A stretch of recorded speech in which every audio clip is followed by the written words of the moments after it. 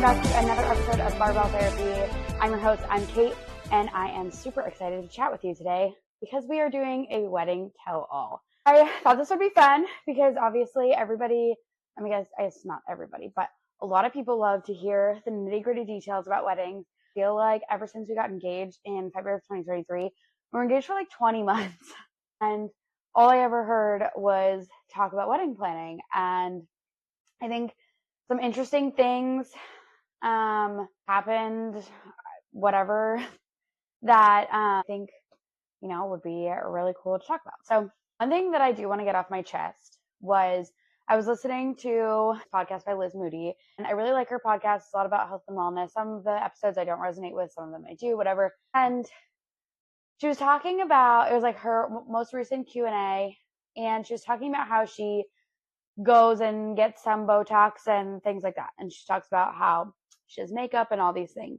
And one of the things that she said that really resonated with me was the fact that as women, we feel like we have this whole standard of like what we have to look like in order to show our face on social media or whatever it is. And it was like, if I didn't spend so much time putting on makeup or going to doctor's appointments, I guess, to get Botox and like getting my hair done and doing my hair and all these things, she's like, I would have so much more time in the day. And it was, I guess what I mean by resonate with me, I think it was funny because I'm like listening to her talk about that. And I'm like, I am the person that shows up on social media however I look. Like, I don't wear makeup usually. I never ever touch my hair. A lot of people talk about, my hair and how great it is and all these things. Like, the only thing that I do is I get my hair colored and cut by Grace in Mount Airy at Bloom Salon. Just a little plug there. Yes, I drive from Virginia to Maryland to get my hair done. But nonetheless, it's like, I'm like, I don't do anything to my hair. Like, I literally go to work or wake up and record reels and it looks however it looks. I brush it and, I wash it, and that's about it. And then when it comes to makeup, like, I've dabbled. I own lots of makeup, and for years when I worked in corporate America, I would put makeup on, and I tried really hard to be one of those like get up early makeup girls. And there was literally like a time that I got up and did it, and then I was like, I don't really like this. And then I started doing my makeup on the metro, and then I stopped doing makeup altogether. And for a while, people would be like, oh my gosh, you look sick. But I feel like because I don't do my makeup, like nobody ever says that to me. Used to seeing me with makeup on, so nobody ever says anything about how I look due to that. I don't get my eyebrows done. I mean, like, I do very little in terms of like the whole girly self-care stuff. And I know it sounds crazy that I'm talking about this right now when I'm telling you that I'm going to do a wedding tell-all podcast, but a couple of things. One, I feel like that truly has both been very good and bad in terms of like, I don't even want to say my mental health, but like my body image, things like that. But then, I look back on this podcast and my brand and who I show up as on social media, and I recognize that I might not be like the it girl in terms of like looks and what people aspire to look to in terms of like body image, face, makeup, aesthetics, whatever. And part of me is like, dang, if I just like change that up, could I like blow up or whatever and get more clients and get more views and all that stuff? But the other part of me is like, that is so inauthentic. And if there's one thing I've learned in 2024 and 2023, it is that I thrive and everything being my most authentic self, like who I am to the core. And the other thing is like, I learned that obviously we all have room to grow and be better people, but I learned that I am truly grateful for those who allow me to show up as myself. And the people that don't like me for whatever, or like wish I had, I don't know. Those people, like, they don't deserve any part of my heart, right? Like, it's okay because I know that I'm always trying to be the best version of myself. I know I'm always putting, other people's needs and wants and desires at the forefront of my mind to do what's best for other people. And that is like my truest nature. But at the same time, I'm no longer holding space to do that for people that don't deserve it.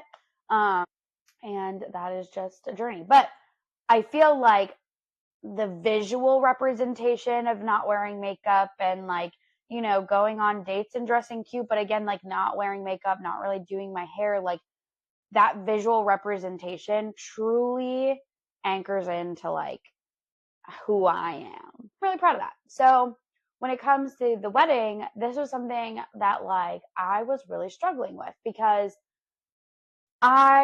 when it came to picking out a wedding dress, like we went and tried on wedding dress. I did not know it took that long. Like it was like 2 hours of me trying on dresses, and I wasn't super comfortable in like my body at that time.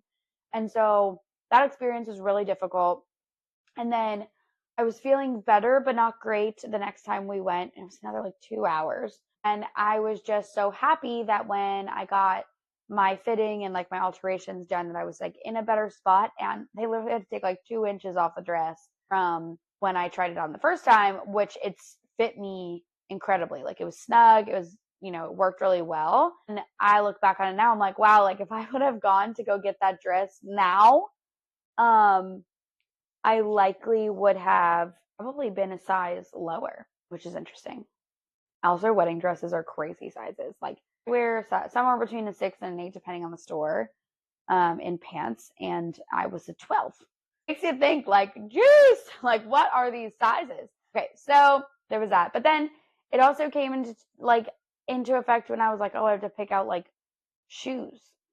What shoes am I going to wear? And I just really, again, I wanted this wedding and everything that I was wearing and doing to truly call to me and speak to me and be a representation of me and all the work that I've done on myself over the years. And I did not want to be inauthentic or show up like as not myself. So I went online and I just hated everything that I saw, and I really could not fathom spending $50 to $80 on a pair of shoes that I would not wear again. Like a pair of white heels, I will not wear them again. And then I thought about like Vans because I wear Vans all the time. And then I was like, well, I have to change the dress has to be altered even more. And like I do like heels in some ways, and I just like nothing was speaking to me. And at one point I was like, I wish I could just wear like cowboy boots. And in the end, that's exactly what I wore. Johnny found this pair of cowboy boots at Altered State, which is, I think it's owned by like Free People and all them. Maybe not, I don't know.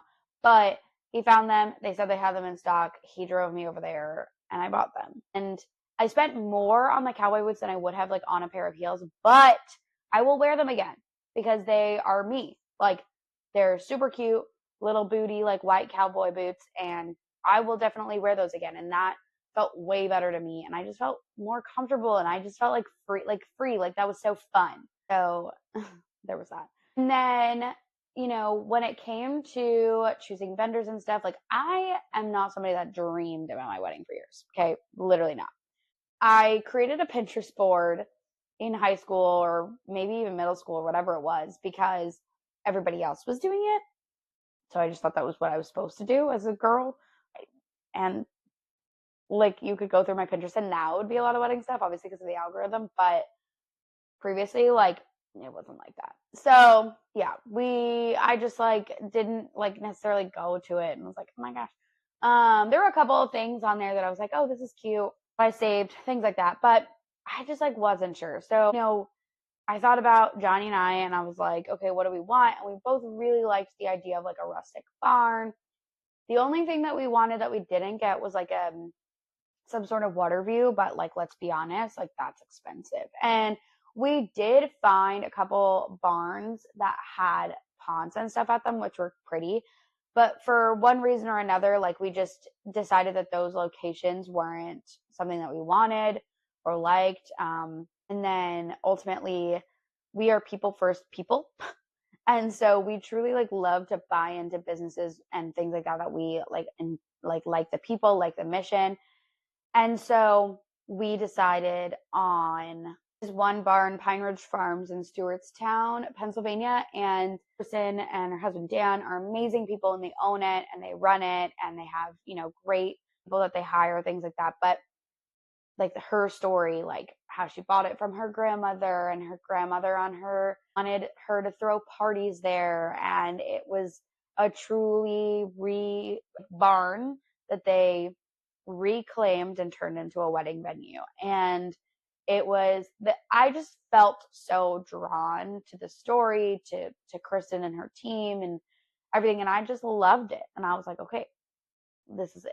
But we did take like a minute to decide, because there was another venue that I was obsessed with. And unfortunately, it was way out of our price range. So we hadn't heard from them yet. So I was like trying to like wait. But anyway, once we heard from them and heard that was out of our price range, we were like, okay, this is, it was not a second choice, but it was definitely like, things happen for a reason. Then when it came to like caterers, things like that, again, I knew, and this is like part of the wedding tell-all for the whole fitness thing, I knew I didn't want to do a buffet. I personally am not a buffet person. I do not like standing over things and like having to scoop things. Like there's just like something about that, like that personally, causes me some sort of like anxiety, I guess. And it has less to do with like, at least nowadays, it has less to do with people looking at what's on my plate and more so like, am I going fast enough? Am I taking too much? Is there enough for everybody? Like, I just feel very like anxious about that whole experience. So I did not want a buffet at my wedding, because I could not imagine going through that on my wedding day. So I knew that we wanted a sit down dinner. And then a friend of mine a couple years ago, she did a dual plated protein dinner. So like basically you got fish and whatever it was, chicken, whatever, I don't remember. And literally from that day, I was like, that's exactly what I want to do. Because Johnny and I will go to weddings, and every single time, without a shadow of a doubt, we will get opposite proteins, as long as there's options we will both like. We'll get opposite proteins, and then we will eat all the sides. We will split the protein down in half, and then we will swap them. So that way we can both taste them both. And so I was like, well, what better way to honor that tradition than to just do both at our wedding? So obviously I needed to find a company or a catering company that could do that. And I reached out to a ton of them. And like the way that you reach out to catering companies, you have to like fill out these forms, whatever, they call you and then they give you a price, or like they email you a quote or price over on the phone, whatever it is. And all of these catering companies were like, they were sending me quotes that were literally the price, the budget for the wedding. And I was like, that's not going to work. And same thing with ours, Tasteful Occasions out of New Freedom, Pennsylvania. They also sent me a quote, and I was like, that is not completely out of reach, but like still out of reach. I need to find something else. But when I sent that email to let them know, she emailed me back right away, and she's like, schedule a phone call. She's like, based on what you selected, this is the price. She's like, but I do think that if we can like talk about some things, we could probably bring this price into that budget that you sent me. So I was like, cool. So scheduled a phone call. It's exactly what we did. So I did not realize that like stationed appetizers are more expensive than butlered appetizers. I immediately felt like butlered would be more, but because they have to fill the station constantly and like make sure it looks nice and full, they have to supply a lot more food for that. I didn't know that. So that was one thing. And then I wanted 2 different types of desserts. And the way that I selected them as 2 different dessert bars. And she was like, well, we can do that and just combine them into one. And it literally cuts your cost almost in half. And I was like, okay, sweet. Like lots of little things. But ultimately, what I'm getting at is the person behind this company. Like she took the time to hear me out and work with me and explain to me why, quotes were coming back really high, and, helped me not only create, a menu that we truly loved, but she also helped me stay within budget and, end up having like a great experience within our budget. And when someone, especially like an owner in the company, like takes the time to do that with you, that they're good people and it's going to run smoothly, right? Like that's just how I felt. And then florist, Homestead Gardens, Carrie, she is amazing. We chat on Instagram about lots of things, but she owns a flower farm, and it kind of like felt really symbiotic because my sister-in-law is like, they really like that nursery, and because that, it definitely pushed me to like get a quote from her. And the way that she runs and operates, because she grows a lot of her own flowers, her costs are really low. And then on top of that, she also does incredible work. Bouquet was to die for. And I'm like not a bouquet person. I was like really back and forth on whether I even like needed one, because I'm just not really a flower person in general. And so ultimately I just wanted one. And so I was really thankful for that. And I got like the smallest bouquet options for the bridesmaids. And honestly, they were gorgeous. And like, I think that the bang for the buck was great, because like they were, in my opinion, like very plump, like very fully sized for like the smallest option. So I got the smallest option for my bouquet as well. So I think that is a true testament to like the work that she can do, that like, again, working inside of a budget and like really doing that. The other thing that I really liked is that she offered rental decor. So her tables, not only did like we rent it from her, but she set it all up. Like the only thing we had to set up was like our table numbers or names, whatever, which I'll get to that. But she like set all of that up. So it was just like one less thing that we had to do, set up and source, right? Like, cause we already were bringing so much stuff that's one less thing that we had to source. So I really loved that. And then our table numbers, we did not do numbering. Instead, we did naming, which not oddly enough, but we actually stole that idea from our officiant best friends. He, at his wedding, him and his wife, rather than doing table numbers, they did names of tables, and it was cities that they went to, and like the centerpiece was a picture of them at that city or location, just whatever. And we didn't necessarily want to like copy that onto a T, but we were like, okay, what is something like that for us? And we didn't have enough like baseball or ballpark or sporting events for that, but we did have enough breweries. And so what we did was we took a picture at a bunch of breweries we really liked, and we took cans or a bottle home from those breweries. We took a picture of ourselves, filled it with sand, stuck the picture inside, and everybody's name or table number was a name of a brewery. And then our escort cards and our gift. So like we gave, rather than doing cups or koozies or anything like that, it was like a heart, and it was a bottle opener and magnet, says our name, our date, whatever. And I hung those on like pegboards that we sanded and stained and stuff. And then I used Cricut and created these little tags that had the brewery name and the couple's name or person's name on the back of that tag.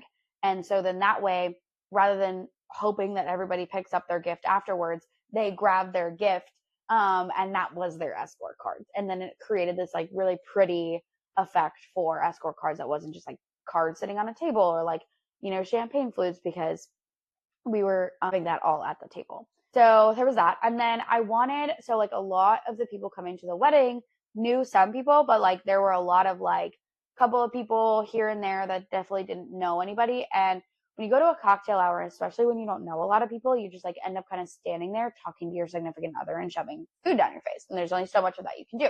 So, speaking from experience, but so given that, I was like, okay, Johnny and I are very much so people that love to like do things. And so I was like, how do I create an experience for everybody during the cocktail hour?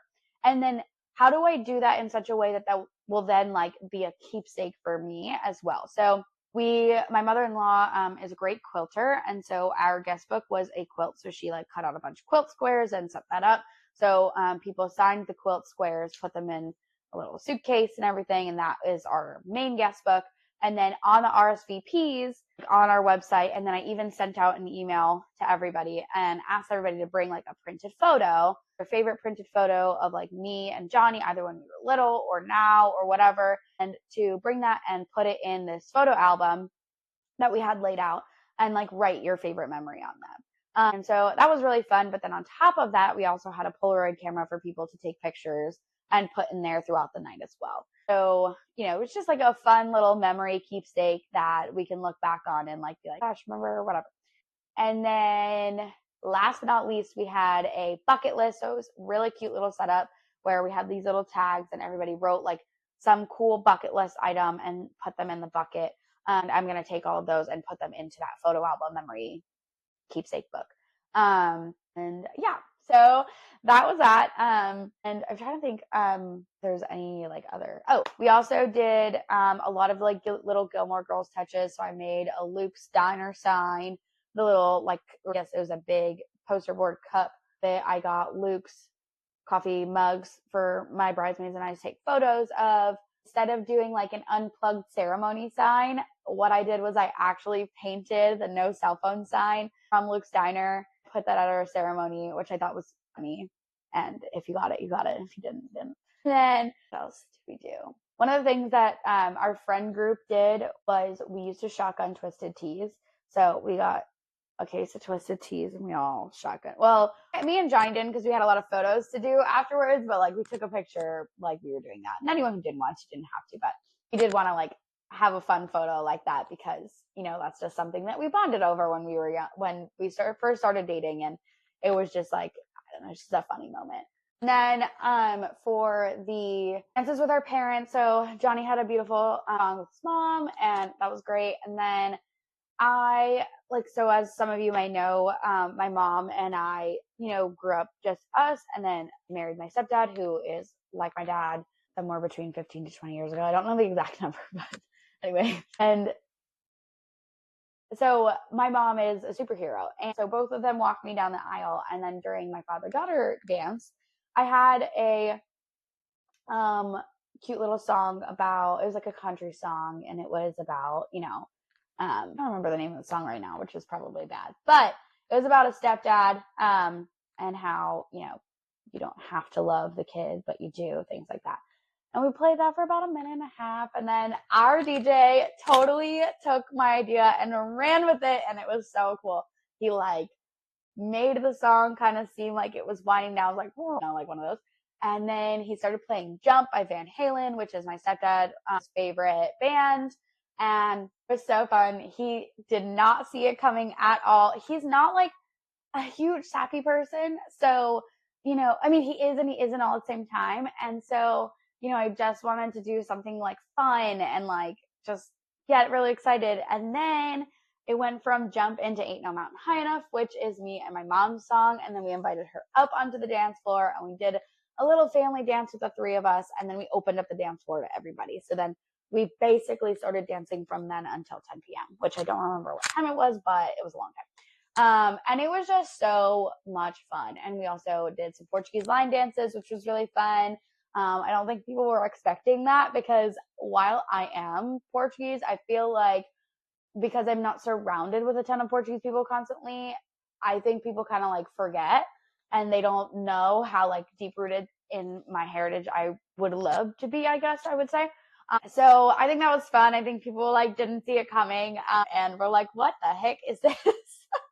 But it was a good time. And yeah, so that is, a little bit about, I guess a lot of it about the wedding. I also have to shout out more vendors. I talked about my caterer, my florist, and my venue, but my best friend, Nicole, luckily I somehow lucked out to have a best friend who is a wedding photographer, but is an incredible wedding photographer. Like she is incredible. Like her photos, everyone was like, oh my God, these photos are incredible. So she was our wedding photographer. And then one of the preferred vendors was Katie Lynn Studios, who actually lives like 10 minutes away from the venue. And so lucked out, she was available and she was amazing as well. So kind. And yeah, I mean, I loved having them there. Like they were so much fun. And I think that they definitely were like, me and Johnny are just weirdos. And so it was just really fun. And like, they were so easygoing about everything and didn't pressure us into doing anything, but also guided us into ways to like have really good memories, things like that.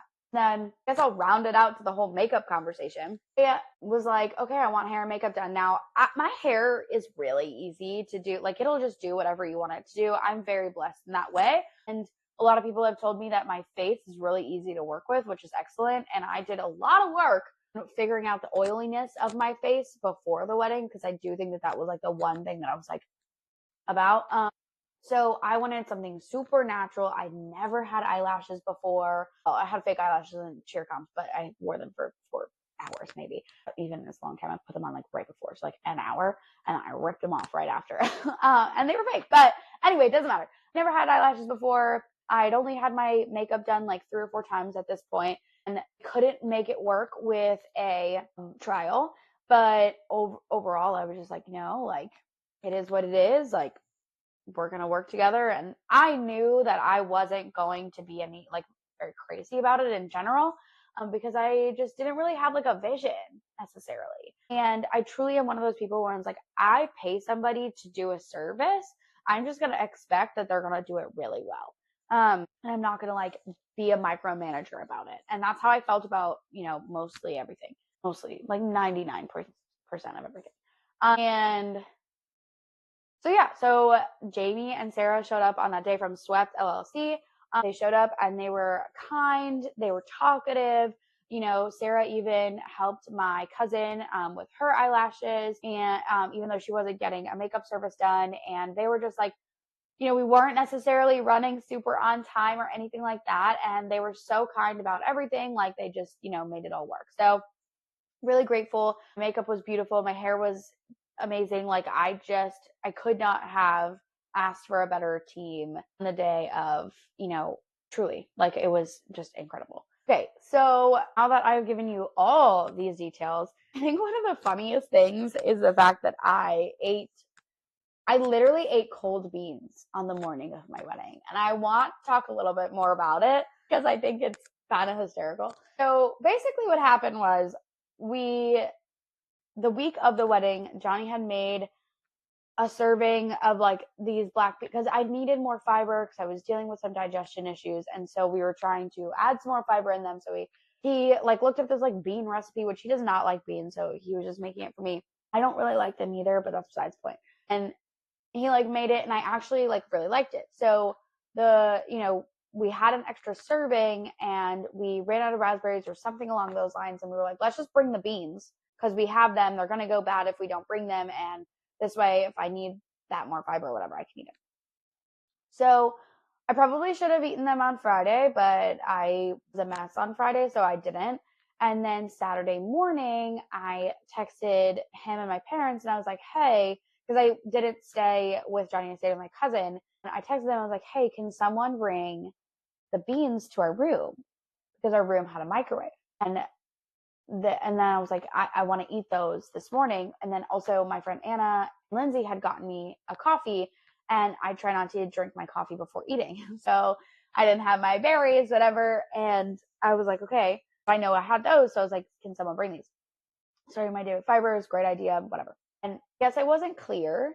And so they were not brought to my room. They were just brought to me downstairs. So I still couldn't drink my coffee. And so then we're on our way to the venue. And when we get there, I knew this was going to happen. The venue did not have a microwave.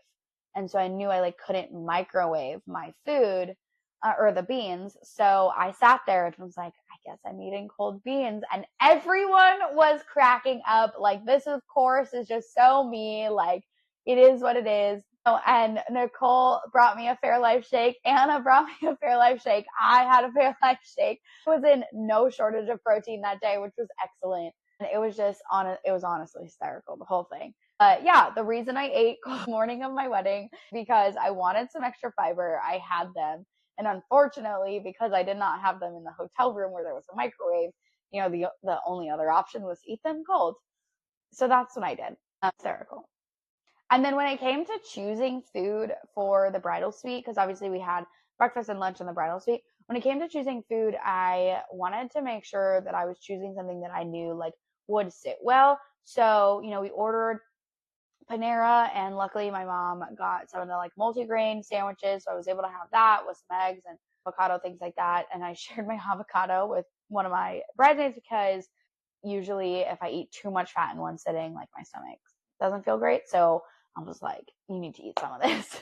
And she obliged lovingly. And then like that multi-grain bread obviously also added some more fiber. I drank the protein shake, things like that. So it was a pretty normal breakfast, I would say. And then when it came to lunch, I asked for, we got zucchini and squash and things like that, which was it's like a typical thing that I would eat, which is a better veggie for me than Brussels sprouts or broccoli, which is what most restaurants typically have, because those tend to make my stomach hurt. And then I also got like potato salad and pasta salad, and the pasta salad had some veggies in it, which was great. I also had some ham in it, which is a little bit of protein. We got some chicken tenders and then some grilled chicken as well, which was great. And then we got potato salad. So while potato salad obviously has mayonnaise and things in it like that, the potatoes themselves are a decent source of fiber as well. So I just wanted to try as best as I could to enjoy the food that I was eating, but also make sure that I was setting myself up for success for the day. That is the foods that we chose. And then when it came to actual dinner at the wedding, seasonal vegetables that we did have Brussels sprouts and broccolini in them, and I just didn't eat them. Because again, like, they don't make my stomach feel great. So why would I do that on my wedding day? Feel like that basically wraps up this entire episode and all the things about the wedding. And yeah, overall, it was a really fun day. So many people were like, oh, this was a great wedding. Like, they had a lot of fun. And a lot of people applauded my attention to detail, which is my specialty, I guess. I'm a big attention to detail person. You can't really run a business without the ability to do that. But it was a great day and I had a lot of fun. So I hope you enjoyed this episode. Learning a little bit more about that. If you are planning a wedding and, need some advice, I'm here for you. But my vendors are amazing. So if you're in the Maryland, Pennsylvania area, DMV area, make sure you reach out to them because they will make your day super special. All right. I'll catch you next week.